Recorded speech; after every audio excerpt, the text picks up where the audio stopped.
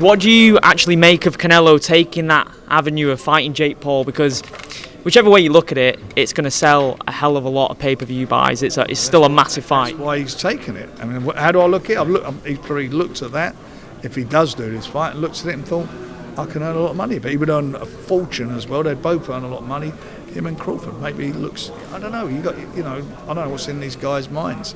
They're the only ones who can answer it. I generally thought the fight was all good and done and dusted for September, but obviously that's a dead duck now. What do you make of Jake taking that fight as well? Obviously the Mike Tyson fight was... You can't complain about him now fighting an old man, can you?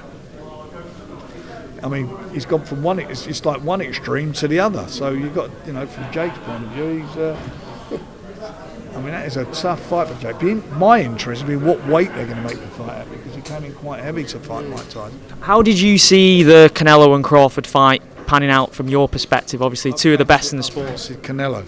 I think Canelo is with the greatest respect to him, he's obviously older and whatever, and I think he's you get to a certain time in your career where you're not going to get any better, you're only going to get worse, and but I still think he would be too big and too much for Crawford. Crawford in his last fight against Madrov,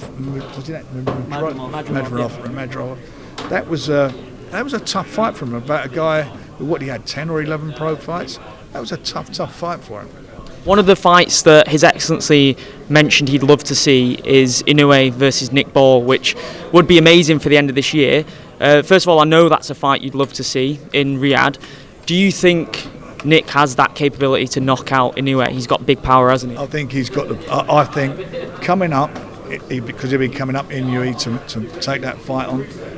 I tell you what, and I mean it now, provided my man still got his title, providing Inoue keeps winning, I fancy Nick to beat him. You also mentioned about Moses Itoma versus Usyk as well, which, that shows how much of a fan he is of Itoma. He wants him to be. It's a great fight, but for that to happen, that'd be down the line, because I'm hoping that Daniel comes through. He's got a tough fight himself on the 22nd in Riyadh. It's a great fight. He comes through that. For me, now Tyson's retired. The biggest heavyweight fight out there is the rematch between the two of them. Have you had much of a conversation with Tyson since that news? Yeah, I've spoken to him a few times. Yeah, not regular, but he's been travelling a bit with his family and whatever, and obviously he had the holiday period.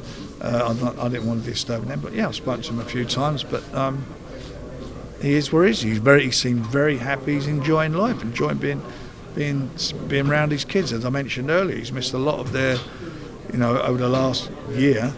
A lot of them growing up and so forth, and in 3 long camps. You look at that, that's like that's a long time to be away from your kids. I mean, we travel, we're in the business, but you go home and you see your kids. You're fighting and you're in big fights. You're in a training camp and you don't see your family. It's tough, and he's enjoying his moment now with his kids. And good luck to him and God bless him. Thanks very much. Thank you.